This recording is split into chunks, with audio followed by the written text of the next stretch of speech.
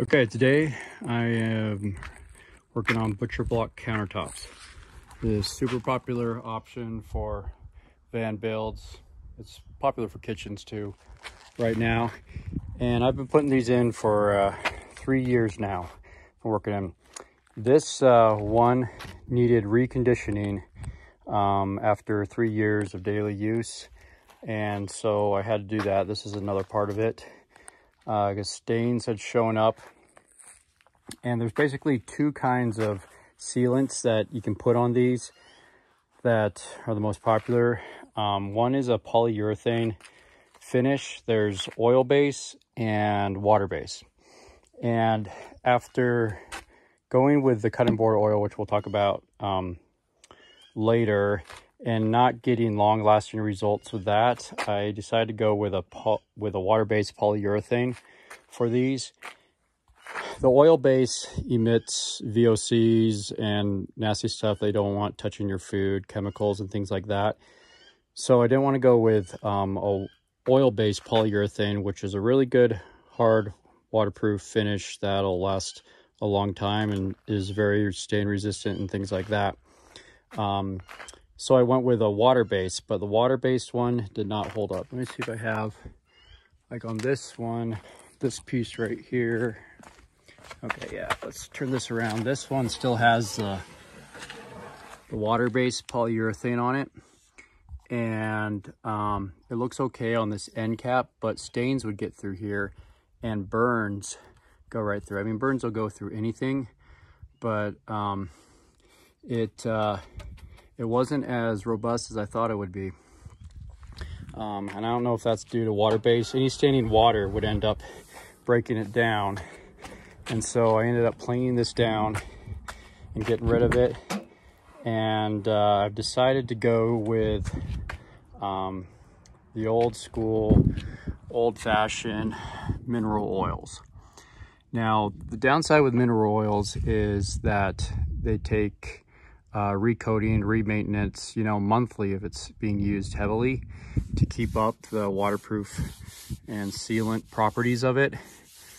It looks really beautiful. That's the plus side, but it is something that you're going to have to keep up and require more maintenance on. So this is this side's been treated. This hasn't been treated. This is what it looks like before and after.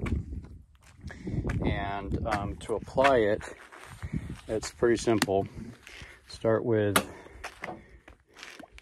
generous amount of that and just spread it around. And all you want to happen is for the wood to soak it up. And so you put liberal amounts of this on it and let the wood soak this up.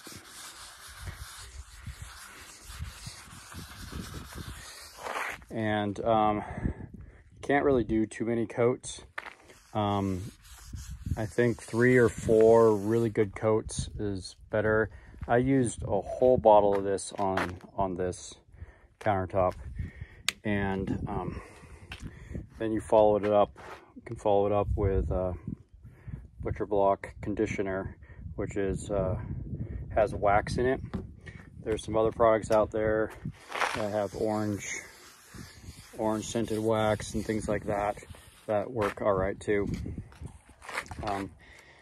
So I'm gonna give this a try, and I know it doesn't seal as good if you don't maintain it, but it's the only way to keep your countertops just looking this beautiful Scandinavian wood here.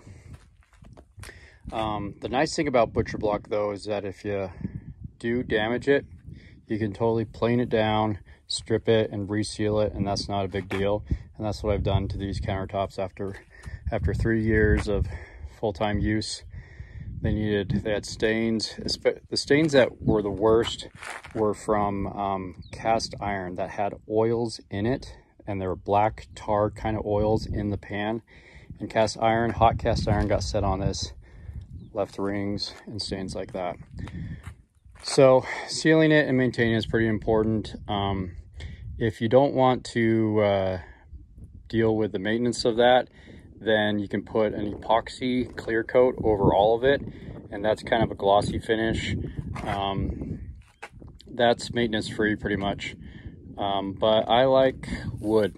I like the natural feel and texture and look of wood, and I don't mind having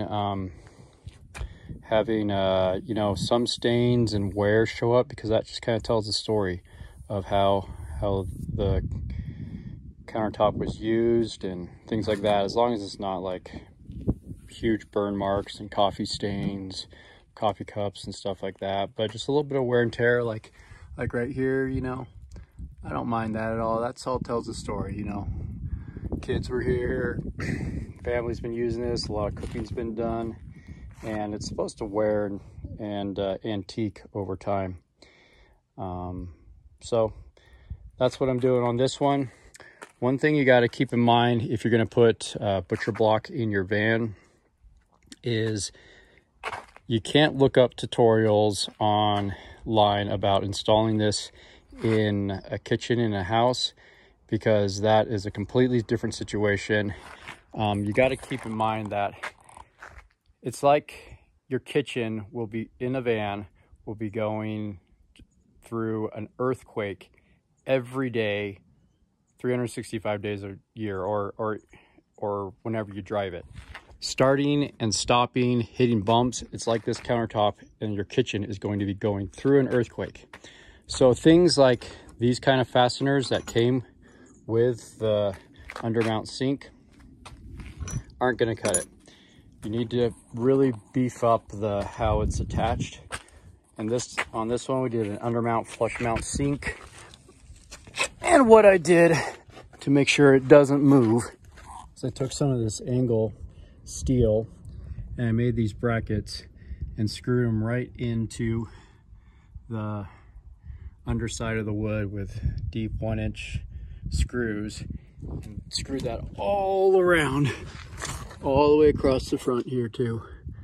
And so this thing can't move even with a lot of shaking. If you put it in with the supplied hardware, this stuff will just pull out.